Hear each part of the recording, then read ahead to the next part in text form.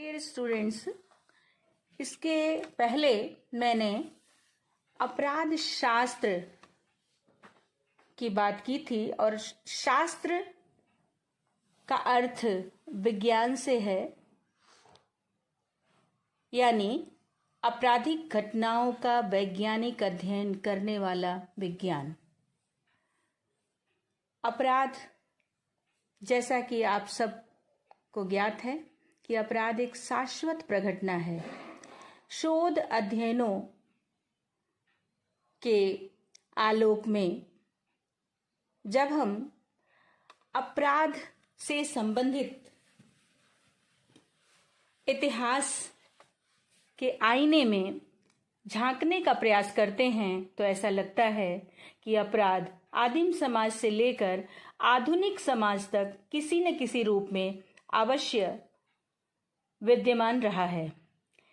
इस तथ्य की पुष्टि करते हुए प्रसिद्ध समाजशास्त्री एमाइल दुर्खीम ने अपनी पुस्तक the rules of sociological method में कहा है कि अपराध सामान्य है, क्योंकि किसी भी समाज को इससे रहित पाना असंभव है। दुर्खीम का यह भी विचार था कि अपराध मात्र एक विशिष्ट जाति के समाजों के बहुमत में ही नहीं बल्कि सभी प्रकार के समाजों में व्याप्त होता है। यद्यपि इसका जो रूप और स्वरूप है वह परिवर्तित होता रहता है, किंतु सभी जगह सभी समाजों में ऐसे मनुष्य रहे हैं जो दंड पाने योग्य व्यवहार करते हैं। पुनः दुर्खीम अपनी इसी पुस्तक में एक अन्य स्थान पर लिखते हैं कि एक संत समाज भी अपराध विहीन समाज नहीं होता है। अपराध की सर्वव्यापकता पर विचार करते हुए फ्रैंक टेनेनवान ने लिखा है कि अपराध शाश्वत है। हर जगह कुछ न कुछ ऐसे व्यक्ति होते हैं जो स्वीकृत आचार विचार के प्रतिमानों को त्याग कर अलग पंक्ति में खड़े हो जाते हैं। अभी तक कोई ऐसी योजना तैयार नहीं हुई है जिससे एक सकारात्मक जीवन, एक पॉजिटिव लाइफ को स्टेबल किया जा सके, स्थापित किया जा सके और मनुष्य की, व्यक्ति की सभी आवश्यकताओं की पूर्ति हो सके। इन समाज वैज्ञानिकों ने जो विवेचना की है, इन विवेचनों के आलोक में जिस शास्त्र का सृजन किया गया उसे हम अपराध शास्त्र की संज्ञा से विभूषित कर सकते हैं। अपराध शास्त्र को और भी स्पष्ट रूप से समझने के लिए हम इसे इस प्रकार समझ सकते हैं, जैसे सदरलैंड एवं क्रेसी ने भी अपनी पुस्तक प्रिंसिपल्स ऑफ क्रिमिनोलॉजी में कहा है कि एक सामाजिक प्रघटना के रूप में अपराध शास्त्र ज्ञान का निकाय है। M.A. इलियट ने भी क्राइम इन मॉडर्न सोसाइटी में कहा है कि अपराध को अपराध तथा उसके उपचार के वैज्ञानिक अध्ययन के रूप में हम परिभाषित कर सकते हैं। विवेचनाओं के आधार पर जब हम अपराध शास्त्र की विशेषताओं पर विचार करते हैं तो ऐसा प्रतीत होता है कि इसकी 4 प्रमुख विशेषताएं उभर कर सामने आती हैं। पहली विशेषता, अपराध शास्त्र आपराधिक व्यवहार का एक वैज्ञानिक अध्ययन है। अर्थात अपराध शास्त्र आपराधिक व्यवहार का यानी अपराधियों का अपराध करने के पीछे क्या कारण है, व्यक्ति क्यों अपराधी बनता है, इन सब घटनाओं का वैज्ञानिक अध्ययन करने वाला विज्ञान है या शास्त्र है। अपराध शास्त्र केवल आपराधिक व्यवहार का वैज्ञानिक अध्ययन ही नहीं करता, बल्कि यह आपराधिक व्यवहार का एक सामाजिक तथ्य के रूप में अध्ययन करता है। यह शास्त्र दंड विधान की संपूर्ण प्रक्रियाओं का अध्ययन करता है। इसके अलावा अपराध शास्त्र अपराध को कैसे दूर किया जा सकता है, कैसे अपराध का निवारण किया जा सकता है, कैसे इसमें कमी लाई जा सकती है, इन सारे उपायों पर भी विचार करता है। अपराध शास्त्र का विषय क्षेत्र।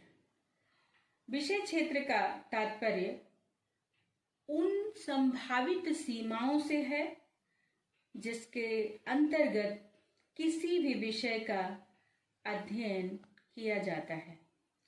अपराध शास्त्र के विषय क्षेत्र का सीमांकन करना एक दुरूह कार्य है, एक कठिन कार्य है, चूंकि अपराध शास्त्र एक आधुनिक विज्ञान है, इसलिए यह निर्धारित करना कठिन हो जाता है कि इसकी सीमाएं कहां से प्रारंभ होती हैं और कहां समाप्त होती हैं। इसका आधारभूत कारण यह है कि अभी तक इसके बोधगम्य विषय क्षेत्र के संबंध में अपराध शास्त्रियों में मतैक्यता नहीं है। कुछ विद्वानों का विचार है कि अपराध शास्त्र की कोई निश्चित विषय वस्तु नहीं है। इन समाज वैज्ञानिकों में मुख्य रूप से हम वान वेमेलेन को ले सकते हैं। वान वेमेलेन का विचार है कि अपराध शास्त्री एक साम्राज्य विहीन सम्राट की भांति होते हैं, क्योंकि उनके विषय क्षेत्रों का सीमांकन नहीं है। यानी कि सीमांकन नहीं है, यानी कि इसकी सीमाएं कहां से शुरू होती है और कहां समाप्त होती है। इसी प्रकार से सोहम ने भी अपराध शास्त्र को एक ऐसे स्थायी अतिथि के रूप में समझाने का प्रयास किया है जो अपने अस्तित्व के लिए दूसरों पर निर्भर रहता है। सोहम के विचारों का जब हम विश्लेषण करते हैं तो ऐसा प्रतीत होता है कि सोहम ने अपराध शास्त्र के अंतः अनुशासनात्मक उपागम पर अधिक बल दिया है और बल देते हुए ये कहा है कि अपराध शास्त्र व्यवहारवादी विज्ञान, जीव विज्ञान, इतिहास, आपराधिक कानून इत्यादि विषयों पर निर्भर है। इसलिए इसका अपना कोई स्वतंत्र अस्तित्व नहीं है। परंतु दूसरी तरफ कुछ समाज वैज्ञानिक ऐसे भी हैं जिनकी संख्या बहुत अधिक है। उनका विचार है कि अपराध शास्त्र एक स्वतंत्र ज्ञान का विषय है, पृथक विषय है। इन समाज वैज्ञानिकों में हम वोल्फगैंग का नाम ले सकते हैं। इसके साथ ही टी सेलिन, डॉन सी गिवेंस, सदरलैंड एवं क्रेसी तथा जेफरी इत्यादि का नाम लिया जा सकता है या उल्लेखनीय है। वोल्फगैंग ने अपराध शास्त्र के विषय क्षेत्र को स्पष्ट करते हुए समझाते हुए बहुत जोरदार तरीके से यह बताने का प्रयास किया है कि हमें कहा है कि अपराध शास्त्र को स्वाधीन ज्ञान का विषय इसलिए मान लेना चाहिए कि इसमें सैद्धांतिक अवधारणाएं उसी प्रकार से विद्यमान हैं जैसे कि एक वैज्ञानिक विधि में होना चाहिए।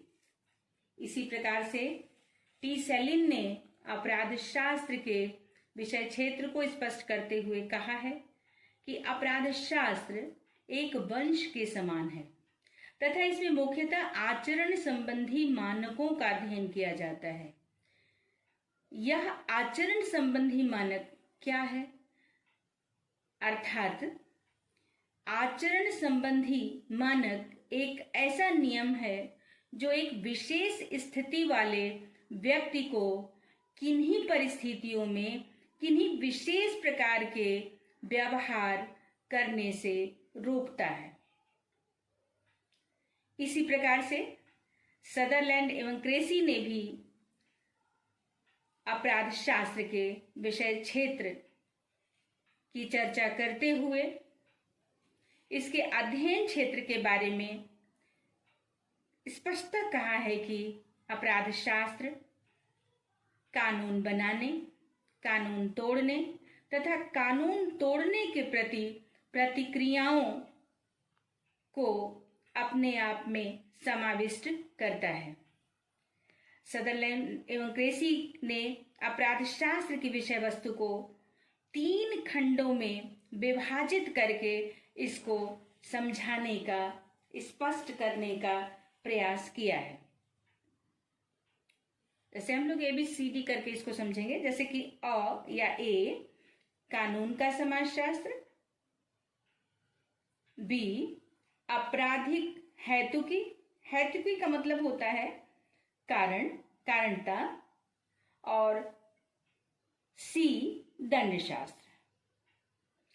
अब कानून का समाजशास्त्र, इसके अंतर्गत आपराधिक स्थितियों का वैज्ञानिक विश्लेषण करने का प्रयास किया जाता है जो आपराधिक कानून के विकास के लिए उत्तरदायी होती है तथा जिन्हें शायद ही अपराध की किताबों में या पुस्तकों में वर्णन किया जाता है या वर्णित किया जाता है। आपराधिक हेतुकी यानी कारणता, इसके अंतर्गत अपराध के कारणों का वैज्ञानिक विश्लेषण करने का प्रयास किया जाता है। और दंडशास्त्र, इसके अंतर्गत अपराध नियंत्रण तथा अपराधी सुधार की विधियों का वैज्ञानिक विश्लेषण किया जाता है। जेफरी ने भी अपराध शास्त्र के विषय क्षेत्र के अंतर्गत 3 प्रकार की समस्याओं को समझाने का प्रयास किया है या 3 प्रकार की समस्याओं को समाविष्ट किया है। पहला, कानून तोड़ने वाले व्यक्तियों की खोज। दूसरा, अपराधियों की देखरेख एवं उनका सुधार। और तीसरा है अपराधी व्यवहार की वैज्ञानिक व्याख्या एवं वैधानिक दोषारोपण। इस प्रकार समाज वैज्ञानिकों के विचारों का जब हम विश्लेषण करते हैं तो ऐसा प्रतीत होता है कि अपराध शास्त्र के विषय क्षेत्र को हम इस तालिका के माध्यम से अच्छी तरीके से समझ सकते हैं। जैसा कि आप देख रही हैं कि इसके विषय क्षेत्र को 3 पार्ट में, 3 भाग में इसको डिवाइड किया गया है। अपराध, दंड व्यवस्था और सुधार व्यवस्था। अपराध के अंतर्गत अपराध की अवधारणा और अपराधी कानून इत्यादि आते हैं। दंड व्यवस्था के अंतर्गत दंड की अवधारणा या फिर दंड की विधियां, प्राणदंड। और इसी प्रकार से जो तीसरा इसका जो पार्ट है वो है सुधार व्यवस्था। इसमें पुलिस, न्याय और जेल व्यवस्था है।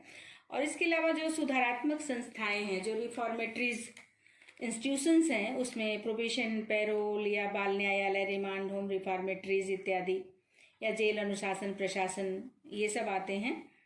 और इस तरीके से हम अपराध शास्त्र के विषय क्षेत्र के अंतर्गत इन सारी चीज़ों का अध्ययन करने का प्रयास किया जाता है। यानी कि अपराध शास्त्र के क्षेत्र के अंतर्गत मानव व्यवहार के उस पक्ष का अध्ययन किया जाता है जो अपराधी है।